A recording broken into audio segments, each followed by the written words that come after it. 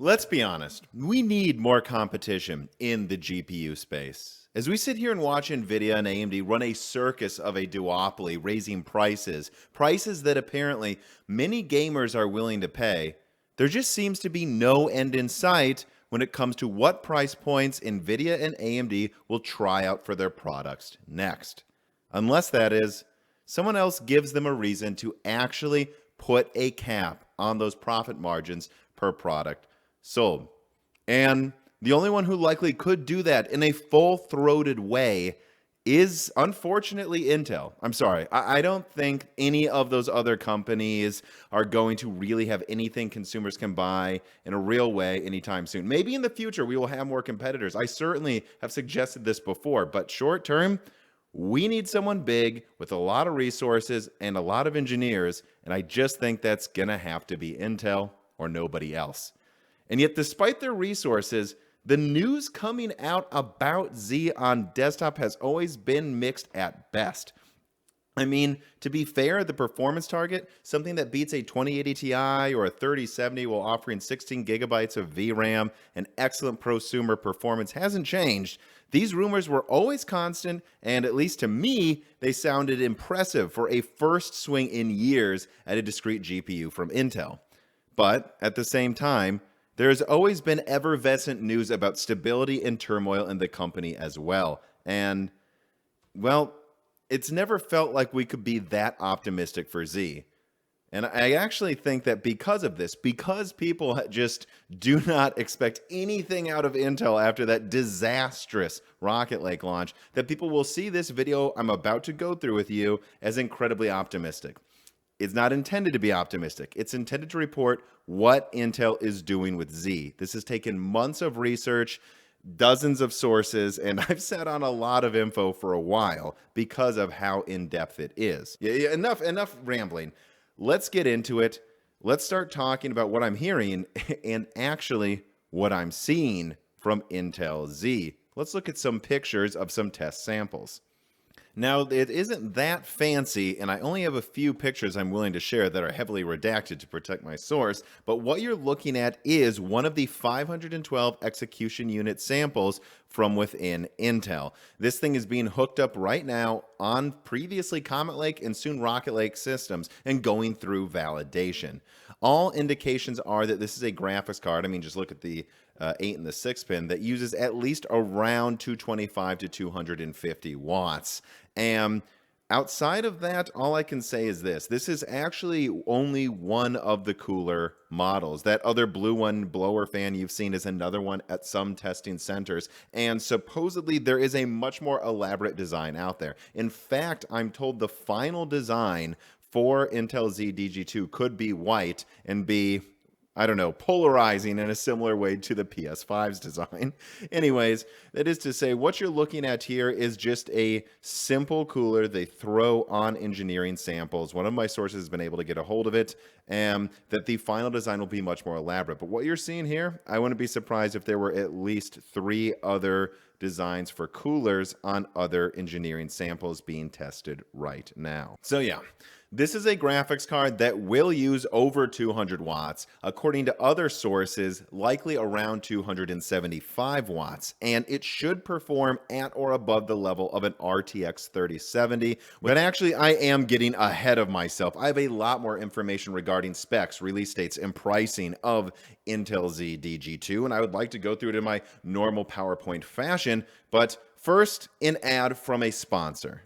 Skillshare is a sponsor of this video. Skillshare is an online learning community with thousands of inspiring classes for creative and curious people that allows its members to explore new skills, deepen existing passions, and get lost in creativity. It's curated specifically for learning, meaning there are no ads, and they're always launching new premium classes so you can stay focused and follow wherever your creativity takes you. And I do think it's worth reminding people that you can take on creative classes that have practical and productive benefits, like this one in 3D modeling in Blender from Stefan Pearson. This could be used to design an addition to a house or a dog house, or even just to work on making objects for video games. I think I might have to take this class eventually, and I will not hesitate to go to Skillshare because it is very affordable. It's less than $10 a month for an annual subscription, and the first 1,000 people to use the link on screen and in my description will get a free trial of Skillshare Premium membership. Sign up for Skillshare today, a wonderful resource for learning. All right, you are good. You get your treat now. Now, before I go through the information, I want to be very clear about two things here. Point number one is that I am not promising Z will come out exactly as good as it's being reported to be. And I feel like I need to tell you that because I think some people will perceive it that way because of how bad Intel product launches have been recently. But rest assured, like half of the sources for this video were people that got me stuff about Cypress Cove for Rocket Lake, and those people did not think Rocket Lake would be good. So it's not like they're always telling me good things about Intel. I'm just reporting what my most reliable sources are saying, and I do believe a lot of people will perceive it to be overly optimistic, but it is, if anything, I think I'm being tempered about what I'm hearing, so just keep that in mind. And then number two, the colored text, in this case blue, since it's an Intel leak, is stuff I'm over 90% sure of, and white stuff I'm over 50% sure of. I don't put anything on my leaks that is just random or from an unreliable source, certainly not anymore. So, but, I didn't probably need to tell you that because this one's almost all colored text because of how firm this info has been and how long I've been sitting on it. But again, enough yammering. Let us get to the information. All right, ZHPG. Now, just a quick reminder that not all of this will be new, of course, whether from me leaked 6 months ago or others, but this is all of the information that I've leaked up until now and including new information. I think we have to re-summarize everything to get the full picture. But anyways, DG2 HPG is an iteration on the Gen 12Z architecture found in Tiger Lake. The top model will have 512 execution units running at game clocks of around 2.2 gigahertz based on new information I have received. And it is designed, at least initially, on TSMC's N6 node. The reason I say initially is that is what I reported all the way back in August last year, but up until now, there's been no updates from any sources on the node, no reconfirmation. So I cannot entirely rule out Intel porting it back to 7 nanometer, which is design compatible. But at least initially, this was designed on 6 nanometer. But either way, it's some TSMC 7 nanometer class node, if you will. And it will have 16 gigabytes of GDDR6 over a 256-bit bus. This has been mega confirmed by me and others a million times.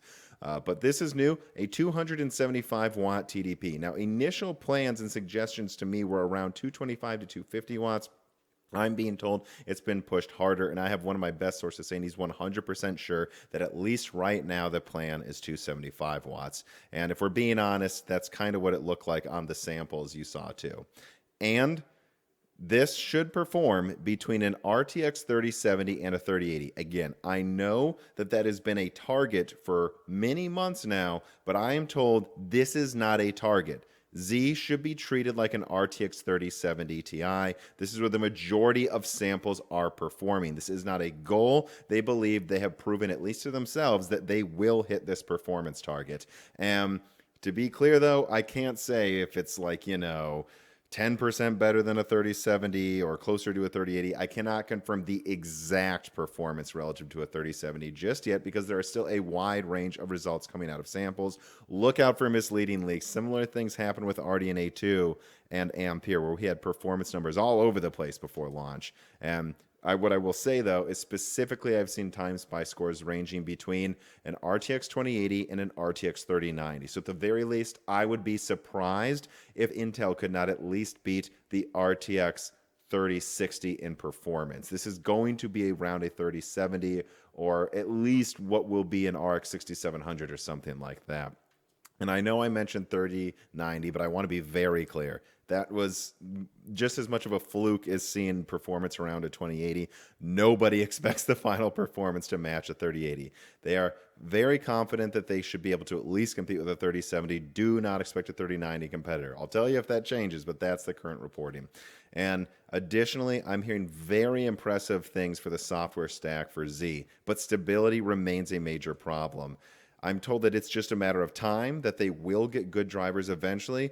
But the question is if the business side will wait for a good launch or push it through too early. At the very least, if they do get it working, I'm told the encoding performance and prosumer capabilities of these graphics cards are frankly incredible. I've got one source saying that in certain encoding tasks, a low-end Z blows away high-end Ampere. And to be clear, he really thinks this was, of course, just absurdly best-case scenarios from Intel internally. But at the same time, that is what I've also heard from another source, that this has a built-in encoder that will wipe the floor with Ampere. So I wouldn't read too much into the direct quoting the numbers I showed there from one source, but I would say that you should expect Z to be an excellent prosumer card.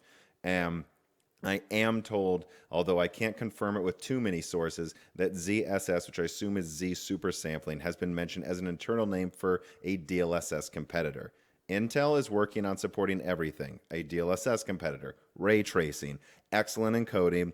My understanding is that Intel understands that they can't just throw some piece of crap out. They need to compete on all levels with their first launch to be remembered. Well, that's where more of the bad news comes in. The 512 execution unit model is highly unlikely to be ready before Q4 of 2021. The model being tested there, the sources confirm that this thing is nowhere near ready. This is not something 3 months away, and frankly, I think we'll be lucky if it's 6 months away. Like I've said before in earlier videos, I kind of expect a Vega Frontier-like release this year so they can say it launched without any high availability until early 2022, although I certainly hope I'm wrong about that. But right now, it's just not ready, even though it's hitting impressive performance numbers. And this is backed up by AIB saying they have like no information about Z, and it's still receiving some design tweaks. And one piece of information that gives me a ton of confidence in my projected release date is the fact that the prosumer and professional versions for sure will not be ready until 2022. Everyone continually says from that space that Intel reps are saying that'll be ready in 2022. And if you think about professional RDNA 2, that seemingly is following far after the gaming one, I really do feel like it's easy to say that Gaming Z will at the earliest launch in Q4. Again, I hope I'm wrong. Hopefully things come out sooner. We could certainly use competition sooner, but I do believe that's the projected release date. And additionally, a 128 execution unit die should follow shortly. It should be validated shortly after the 512 execution model. And I have heard reference to 256 execution models many times by multiple sources. That's not to say there couldn't be other models out there. I am almost entirely just focusing on the top model because I don't care that much about the lower lineup, to be honest. But you know, I am saying that I can only personally confirm a 128 model as highly likely and a 256 execution unit model as decently likely. I don't know about the other models. This is what I've heard. And finally, I also will report today that I've heard that the successor to DG2 is going to be referred to as Elasti with a 2023 release date. To me, that would tell me that this really is meant to be a full lineup that launches, late 2021, early 2022, and won't be replaced for over a year and a half. Again, further suggesting that this thing is not coming out for another half a year at least. And pricing. I have heard pricing from a source I really trust that suggests mid-range cards between $200 and $300. Now, I don't know the exact model, and I do know the top models will be above this. But to me, that's a little bit of good news that I'm not hearing mid-range is 400 here. At the same time, though, I do want to be clear. I cannot confirm exact final pricing. We're far too away from the launch, and Intel has little reason to price things competitively, at least if it were to launch right now. But at the very least, I want to just be clear that I've only heard aggressive things about pricing from Intel, that Intel knows that they won't be the most efficient and they will be perceived as a unreliable entrant into this market. And so they, at least so far, are acting like they won't overprice their cards. All right, so there you go. Now, I brought it up before, but I'm going to bring it up again. I know there's a lot of people that will see that information and act like I'm saying unicorns are real. But am I acting that outlandish with this information? I'm basically just suggesting that Intel may launch a 3070 competitor or 6800 competitor a year after the competition launched those cards, and yet Intel's version will be less efficient. Is that crazy to suggest Intel is capable of that?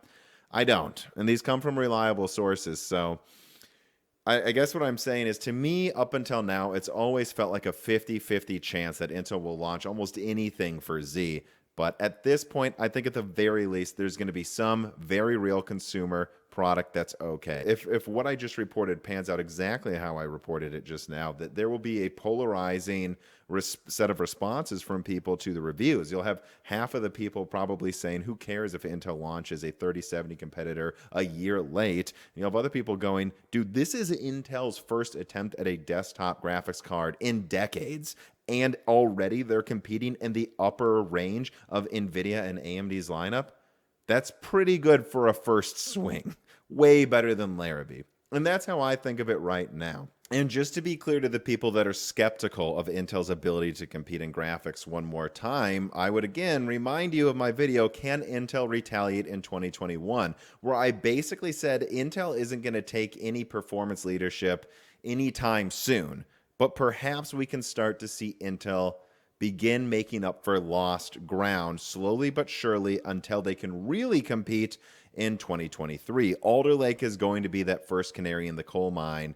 No, I don't think it'll just overall beat Zen 3 at everything, but if it can be competitive and, win gaming performance, take back that crown at the very least, and compete up to the 5900X at just about everything, I think that proves that things are getting a lot better than they have been and competitiveness between Ryzen and Intel for the past few years. And that after that, things like Z should really be a good bellwether. If they launch an entirely new type of product that at least competes in the mid-range, that's a big deal. That proves Intel can do new things. And the same for Ponte Vecchio, which, I'm going to be honest, guys, I had a big Ponte Vecchio leak that seemed to go under the radar, but all I've heard since then is Intel fully expects Ponte Vecchio to wipe the floor with Intel at basically everything. I mean, heck, maybe that's why NVIDIA is preparing A100 for mining, because that's going to be the only thing it holds a flagship position at. Yeah, I guess the final thing to say to the naysayers would be this. Intel now has their equivalent to a Lisa Su. And in fact, what I'm told is that Pat Gelsinger is at least at the same level as Lisa Su, that this guy should have been CEO a long time ago, that this guy does have the knowledge and the expertise to really set Intel into a new era. Well, look, the only other thing I can say about Intel's future is this. The stuff that I am seeing being planned by Intel to come out after Meteor Lake sounds absolutely revolutionary in performance. I do not think competition is going away. I think it's about to get way better in about a year and only accelerate forward. If you doubt Intel can do this, well, this thing coming out after Meteor Lake, Jim Keller had a hand in it. And if we look at his past products, look, we can't promise this will be good. It would certainly be basically the first time he hasn't wildly succeeded. And so Intel, based on what I am told, has some wild, revolutionary, aggressive designs coming in about 3 years, and now they have their Lisa Su to lead it forward. AMD is being smart right now, building a war chest while they are on top. And I wish they charged less, but it makes sense why they're trying to make as much money right now as they prepare to compete with a far more aggressive and able Intel in 3 years. But I will say they better be putting it to good use. When I look at Intel's upcoming roadmaps, I'm honestly reminded of how crazy AMD's planned products looked in 2016. I am telling you, what's coming after Meteor Lake sounds absolutely insane. And, well, I guess that's all I can say about it for this video so far. But you can expect I will have a lot more leaks, not just from, of course, NVIDIA and AMD, but especially from Intel over the coming months. So please remember to subscribe and ring the bell button for this channel so you do not miss that. Remember to subscribe to Broken Silicon on your preferred podcast app, where you'll get much more details and behind the scenes with guests, and guests that you can ask questions for if you support us on Patreon. Remember that the Patreon really is the only thing making this possible for me and Dan and Gerard and the entire team to work on it. You get exclusive content every week, so please look out for that, and only give as much as you can give, but if you can, we'd really appreciate it. And as always, thank you for watching.